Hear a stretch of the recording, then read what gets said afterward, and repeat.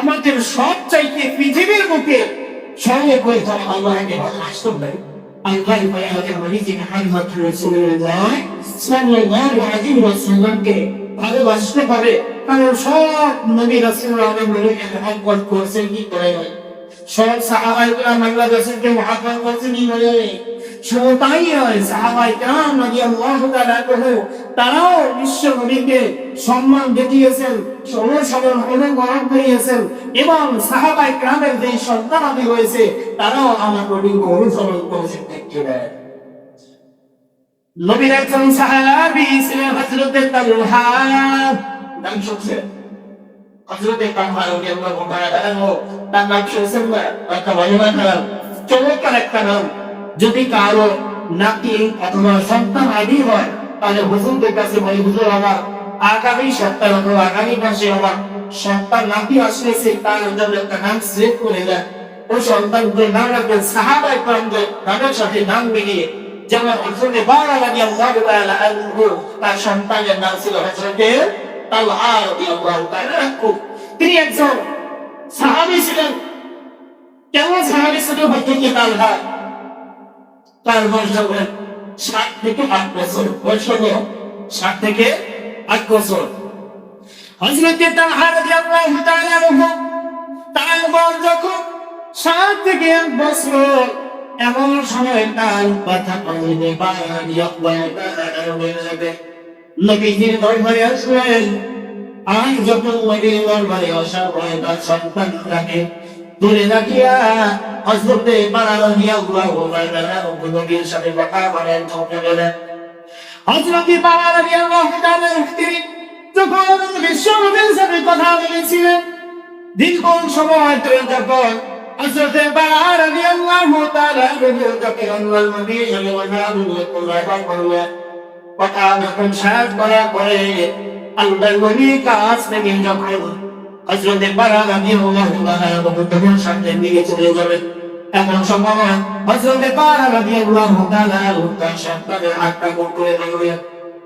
এরপরে যখন ওই সন্তানের হাত ধরে যখন আল্লাহর নবীর দরবার থেকে যখন বাহির হয়ে গেছেন, হযরতে তালহা রাদিয়াল্লাহু তাআলা এমন একজন সাহাবী ছিলেন। তিনি তার বাবাকে বলতেছে, আপনি আমার হাতটা ছাড়িয়া দেন, আমার হাতটা শক্ত করে ধরবেন না, আপনি আমার হাতটা ছাড়িয়া দেন। বাবা নিচের দিকে তাকাইলে আর বলতে তালহা তুমি বলে ফেলো। তারপরে ওই বিশ্বনবীর সাহাবী হযরতে তালহা রাদিয়াল্লাহু তাআলা তিনি বলতেছেন, আব্বাজান আপনি এত ধন্যবাদ এই দলের নবীর সাথে কথা বলেছেন, আমার তো মন চায় আমার নবীর সাথে কথা বলার জন্য। আপনি আমার হাতটা একটু ছেড়ে দেন, আমি বিশ্ব নবীর সাথে কথা বলবো। হযরতে তালহা রাদিয়াল্লাহু তাআলা যখন আব্বাজান বললেন, বারা রাদিয়াল্লাহু যখন হাতটা ছেড়ে দিল, সন্তানের হাতটা ছাড়ার পর হযরতে তালহা রাদিয়াল্লাহু আনহু বিশ্বনবীর সামনে নিয়ে গেলেন। আর হযরতে তালহা বলতেছে, ইয়া রাসূলুল্লাহ ইয়া হাবিবাল্লাহ, ও নবীজি আমি আপনাকে অনেক মহব্বত করি, আপনাকে ভালোবাসি।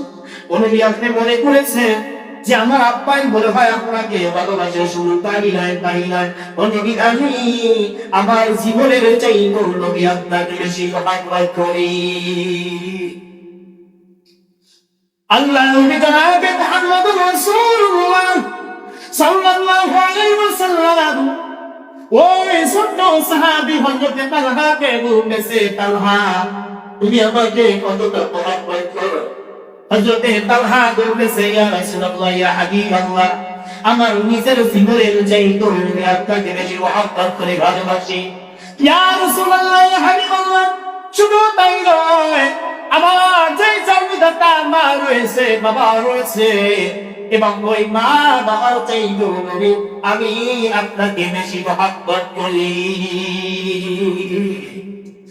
এরপরে যখন মায়ার নবী পয়গম্বর মদিনার নবী জানালেন, ও তালহাকে একটুখানি জন্য পরীক্ষা করলেন।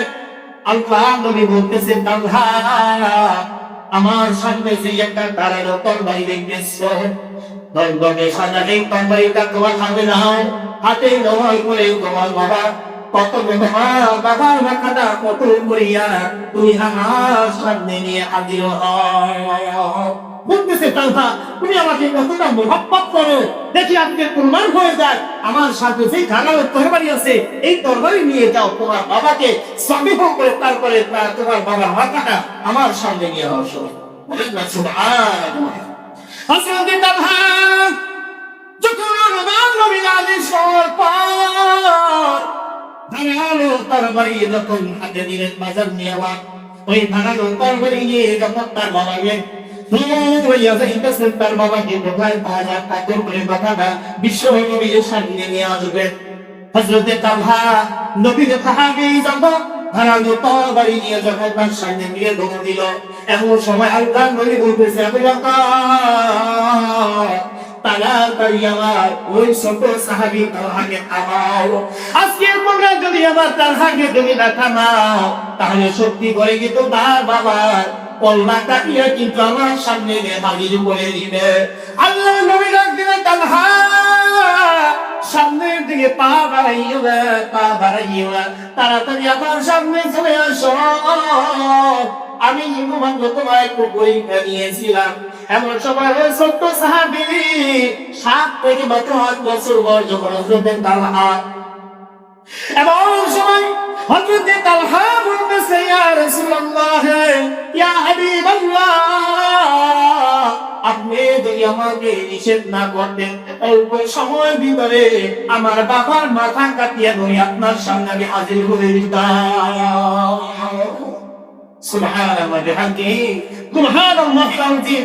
একটুখানি আসে তার ভিতরে কত নবীর প্রেম, কত মহব্বত, কত ভালোবাসা।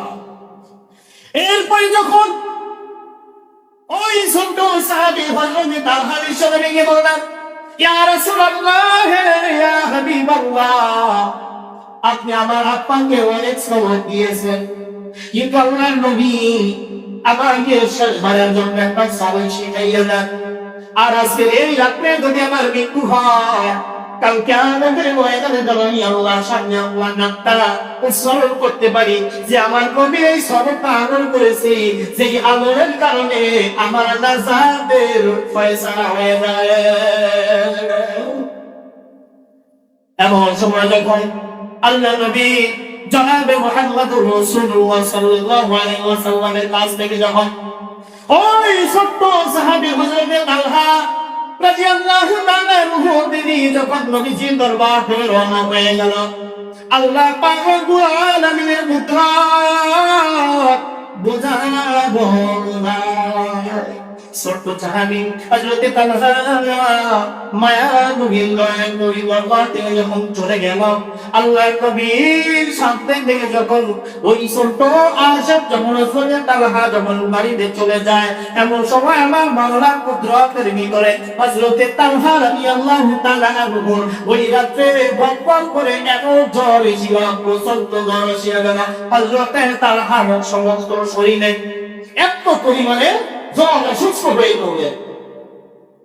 হযরত তালহা নবীর ছোট্ট সাহাবী যখন নবীর সাথে কথা বলে, ওই গভীর রাতে প্রচন্ড জ্বর আসিয়া গেল।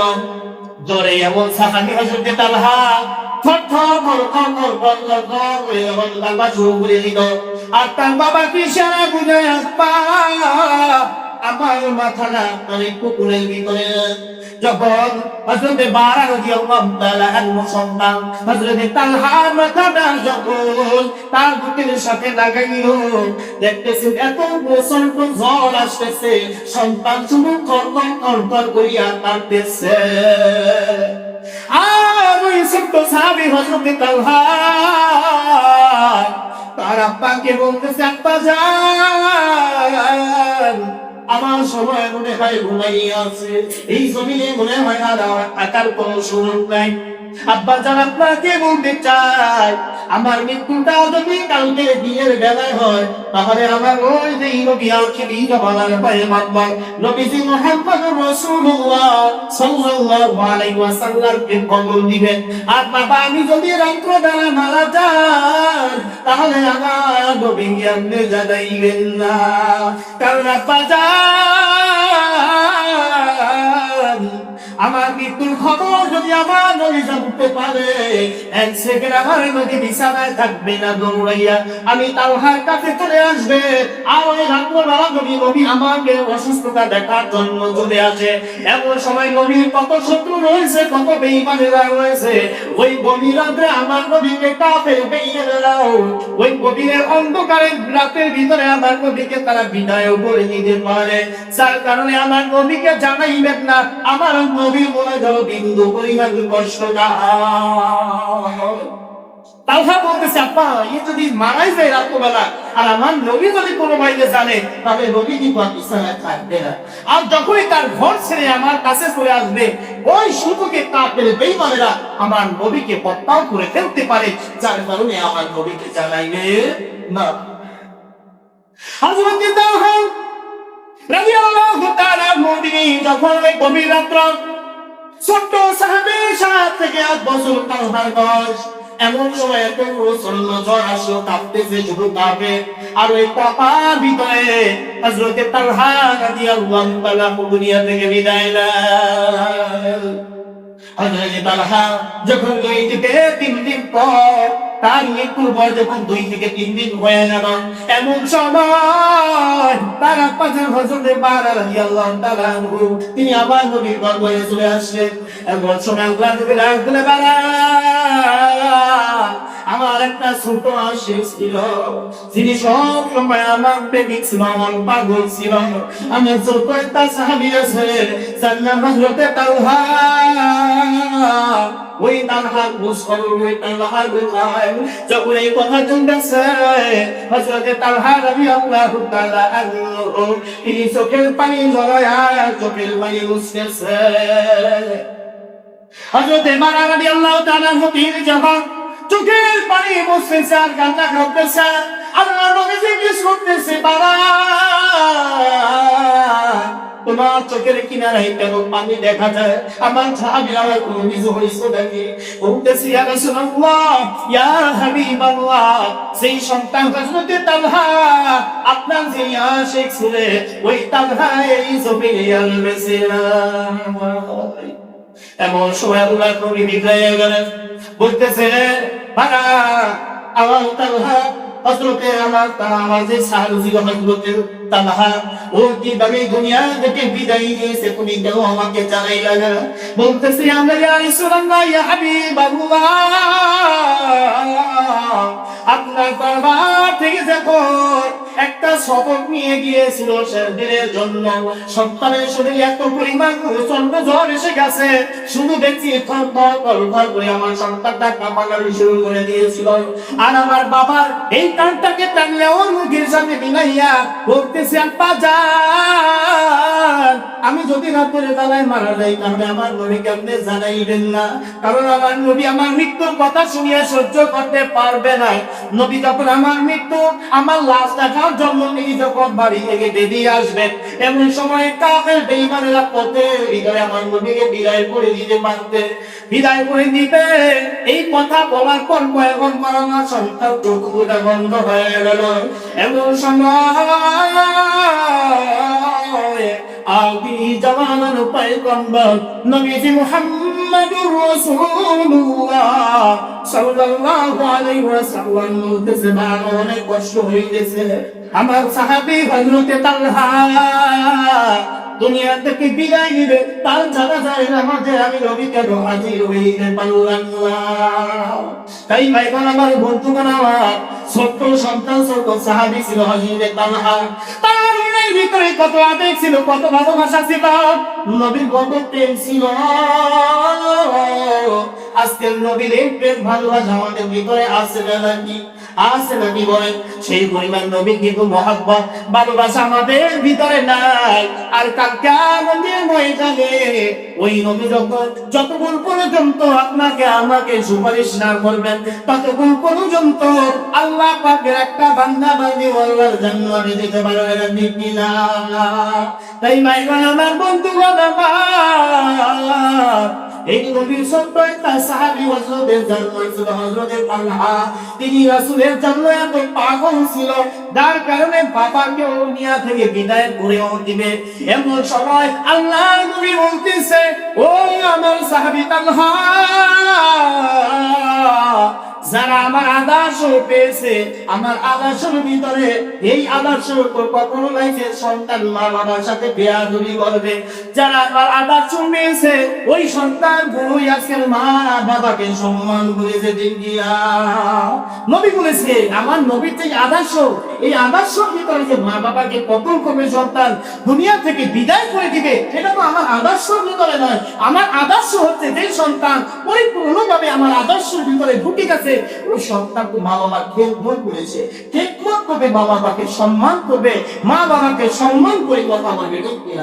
তাই ভাই বোন আমার, বন্ধু আমার, আল্লাহ পাক রব্বুল আলামিন যেন আমাদেরকে হযরতে তালহা রাদিয়াল্লাহু তাআলা আনহু, রাসূলের যিনি সাহাবী ছিলেন হযরতে তালহা রাদিয়াল্লাহু তাআলা আনহুর মতো যেন আমার নবীকে যেন আমরা মহব্বত করতে পারি, ভালোবাসতে পারি, এমন আমাদের